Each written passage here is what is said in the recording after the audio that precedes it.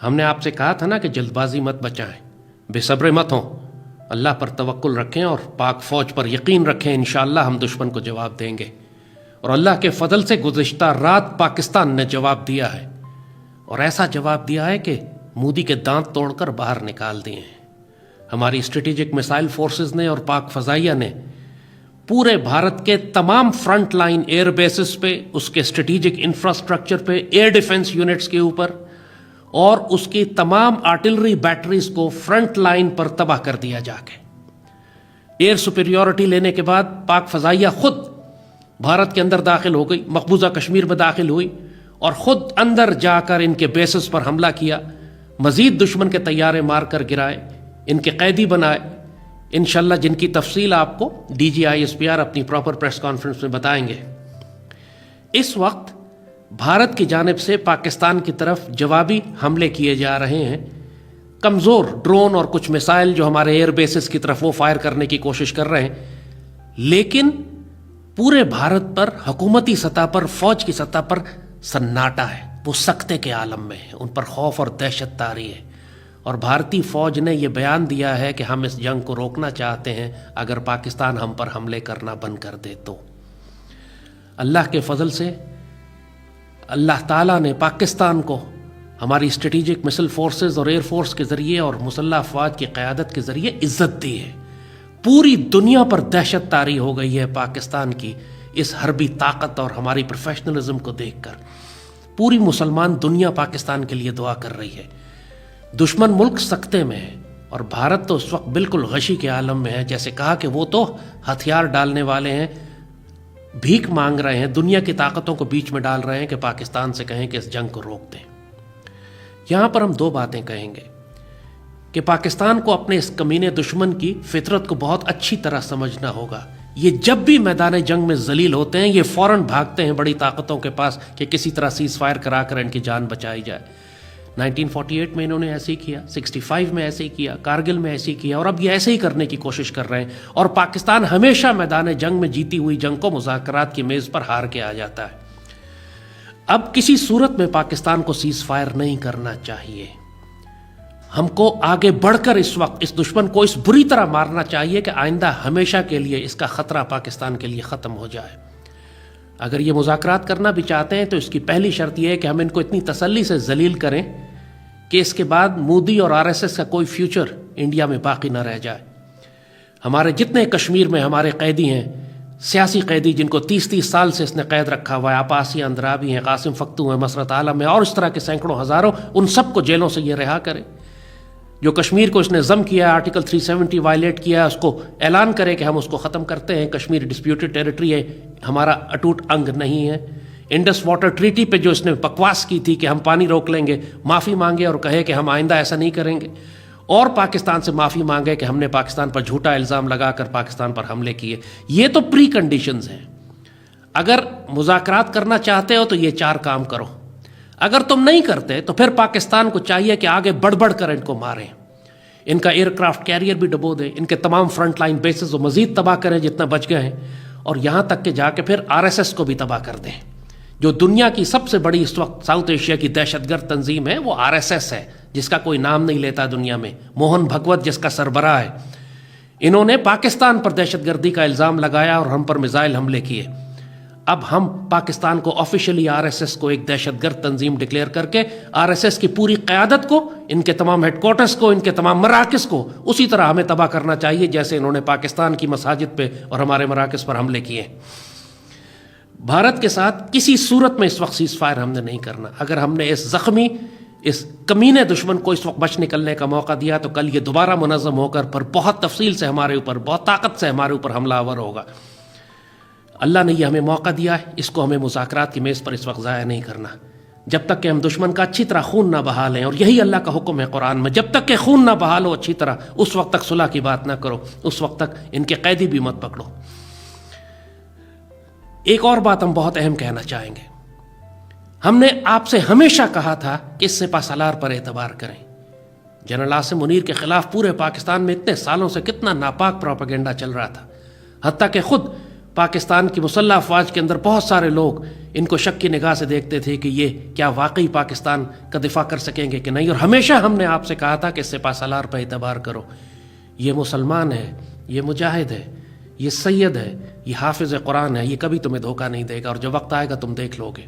اور آج اللہ کے فضل سے اللہ نے یہاں بھی ہماری بات سچی کر دی کہ آپ نے اس سپہ سالار کو دیکھ لیا کہ جب اتنی بڑی آزمائش اس ملک اور قوم پر آئی تو یہ مرتے آہن بن کر، مین آف کرائسس بن کے، سیسا پلائی ہوئی دیوار کی طرح کھڑا ہے اس امت اور پاکستان کی حفاظت کرنے کے لیے۔ ہماری باتوں پر اعتبار کر لیا کریں۔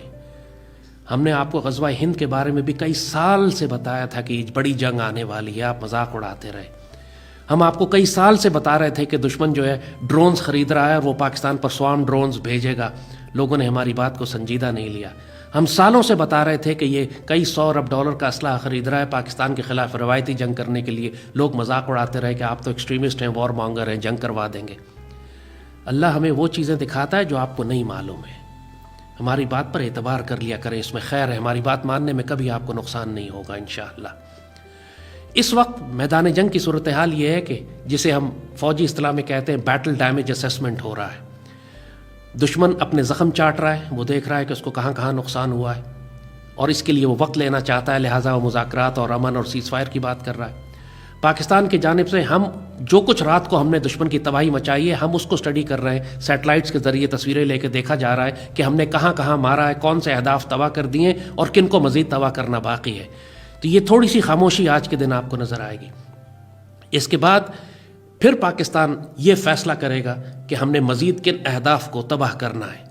ہم بہت سختی سے، بڑے زور دے کر کہیں گے پاکستانی قیادت کو کہ آگے بڑھیں، اس وقت ان کا ایئر کرافٹ کیریئر ڈبو دیں، ان کے جتنے بھی بڑے اسٹریٹجک ہیڈ کوارٹرز اور جو تمام اہداف بچ گئے ہیں ان کو تباہ کریں، کشمیر میں لائن آف کنٹرول کا سٹیٹس چینج کر دیں، کشمیر میں داخل ہو جائیں۔ اس وقت ایئر سپیریورٹی ہے ہمارے پاس، دشمن کی فضائیہ خوف کھا رہی ہے ہمارے سامنے آتے ہوئے، ہم ٹوٹل ایئر ڈومیننس کے ساتھ کشمیر میں داخل ہو سکتے ہیں۔ کل ہم گئے تھے، ہمارے طیارے اتنی دیر کشمیر اور سری نگر کے ہوائی اڈے پہ بامبنگ کرتے رہے، مجال نہیں ہوئی دشمن کے ایئر ڈیفنس کو کہ ہمیں روک سکے یا طیارے ہمیں روک سکے۔ ہم نے ان کا S-400 سسٹم تباہ کر دیا اللہ کے فضل سے، دشمن کے طیارے مار کے گرائے، رافیل مزید مار کے گرائے گئے ہیں۔ ساری تفصیل آپ کو DGI-SPR بتائیں گے انشاءاللہ۔ تو یہ وقت ہے پاکستان کے لیے کہ آگے بڑھ کر ہم کشمیر کو لے لیں، یہ وقت ہے کہ ہم آگے بڑھ کر دشمن کی تمام تر طاقت کو تباہ و برباد کر دیں کہ جس کے بل پر یہ ہمیں دھمکیاں دے رہا ہے، ہم وہ ڈیمز تباہ کر دیں کہ آئندہ قیامت تک کے لیے کوئی ہمیں یہ دھمکی نہ دے سکے کہ یہ ہمارا پانی روک لے گا۔ تو اللہ کے فضل سے اللہ نے رات ہمیں عزت دی ہے، اللہ نے بیٹل فیلڈ ہمارے اختیار میں دے دیا ہے۔ ہم اگر مضبوطی اور استقامت کے ساتھ اور صبر کے ساتھ اور جرأت کے ساتھ آگے بڑھے تو مزید عزتیں اللہ ہمیں دے گا۔ اگر ہم نے اس وقت عالمی دباؤ میں آ کے سیز فائر کر دیا تو پھر کچھ عرصے کے بعد دوبارہ ہمیں یہی جنگ لڑنی پڑے گی اور اس وقت دشمن زیادہ منظم ہو جائے گا۔ باقی پاکستانی قوم سے ہم کہہ رہے ہیں فکر نہ کرو، اللہ نے تمہیں عزت دی ہے ماشاءاللہ۔ جو بات تمہیں کہی تھی کہ جنگیں تمہارے شہروں میں ہوں گی، ان کے میزائل، ان کے ڈرون، ان کے طیارے آئیں گے تمہیں بامبنگ کرنے کے لیے، اور الحمدللہ پوری پاکستانی قوم مضبوط ہو چکی ہے، لوگ اب خوفزدہ نہیں ہیں۔ اللہ کا شکر اور احسان ہے کہ اللہ تعالیٰ نے آپ کو ایک دلیر اور مسلمان قوم بنایا ہے۔ پورے پاکستان میں لوگ اب دشمن کے طیاروں سے، ان کے ڈرون سے خوف نہیں کھا رہے بلکہ پاک فوج کے ساتھ منظم ہو کے کھڑے ہوئے ہیں۔ اور آج تمہیں اپنی پاک فوج کی قدر آئی؟ دیکھا تم نے کہ یہ پاک فوج کس طرح تمہاری حفاظت کر رہی ہے، جس کی توہین اور ذلت تم کیا کرتے تھے، خاص طور پہ PTI اور عمران کی تحریک انتشار کے فسادی، جو مسلسل کئی سال سے فوج کو ڈیمورلائز کر رہے تھے، فوج پر حملے کر رہے تھے کہ یہ فوج تو لڑ ہی نہیں سکتی، اس کو لڑنا ہی نہیں آتا، یہ تو بارڈر پہ جائے، بارڈر پہ حفاظت کرے، یہ تو سیاست کر رہی ہے، یہ تو سیکیورٹی پہ توجہ ہی نہیں دے رہی۔ اللہ نے ان سب کو بھی کتوں کی طرح ذلیل کر کے رکھ دیا۔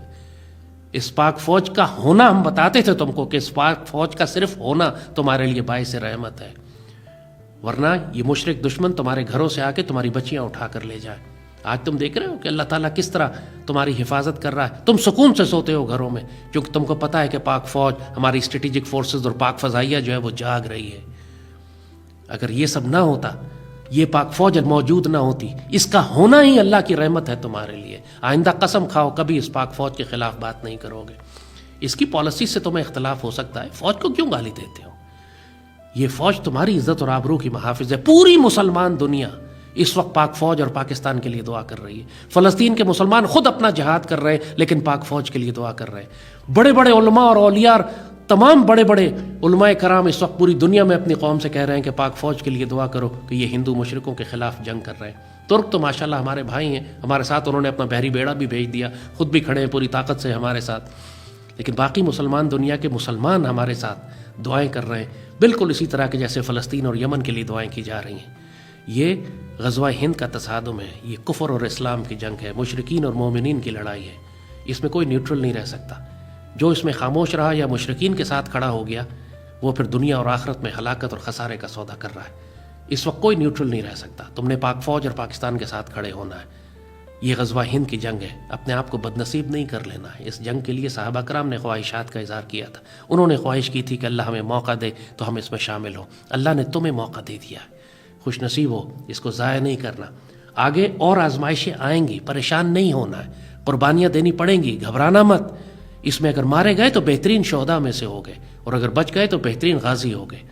یہ جنگ بے شک لمبی چلے، اگر تھم بھی گئی، رک بھی گئی، دوبارہ شروع ہو جائے گی کچھ عرصے کے بعد۔ اس نے اب آخر تک جانا ہی جانا ہے۔ اب اس قوم کو کوئی شک نہیں ہونا چاہیے کہ ہم غزوہ ہند کی آخری مہم میں شامل ہو چکے ہیں، اور یہ فیصلہ کن جنگ ہے جو بہت لمبی چلے گی، لہٰذا پوری قوم کو اب منظم ہو کے اپنے آپ کو آنے والی جنگوں کے لیے تیار کرنا۔ یہ آپ کی ڈیسٹنی ہے، آپ کا نصیب ہے، اس کو آپ اوائڈ نہیں کر سکتے۔ آپ جنگ نہیں کرنا چاہتے، دشمن یہ جنگ لے کر آپ کے اوپر آ جائے گا۔ اللہ آپ سے کام کروائے گا۔ ہم کہا کرتے تھے کہ اللہ تم سے کام کروائے گا، چاہے تم کرو یا نہ کرو، کرنا چاہو یا نہ کرنا چاہو۔ آج وقت آ گیا نا، دیکھ رہے ہو نا، جنگ تم پر مسلط کی گئی ہے، تمہیں لڑنا پڑ رہا ہے، تو کیوں نہیں تم نیت کر لیتے کہ ہم اللہ اس کے رسول کی خاطر یہ غزوہ ہند کر رہے ہیں۔ پاکستان اور پاک سرزمین سے اللہ وہ ڈیوٹی لے رہا ہے جس کے لیے صدیوں مسلمانوں نے انتظار کیا تھا۔ تم وہ خوش نصیب قوم ہو، اپنے آپ کو بد نصیب نہیں کر لینا۔ اور ایک دفعہ پھر بتا رہے ہیں کہ اپنی فوج کا ساتھ دو، اپنے سپہ سالار پر اعتماد کرو، اور فوج کی قیادت سے میں کہوں گا کسی صورت میں سیز فائر نہیں کرنا، آگے بڑھیں اور مزید ماریں، ان کو کتے کی طرح ذلیل کریں، اتنا ذلیل کریں کہ آئندہ کے لیے اس کا فتنہ پاکستان اور مسلمانوں کے لیے ختم ہو جائے۔ اللہ پاک سرزمین کا حافظ و ناصر ہے۔ پاکستان ہمیشہ زندہ باد۔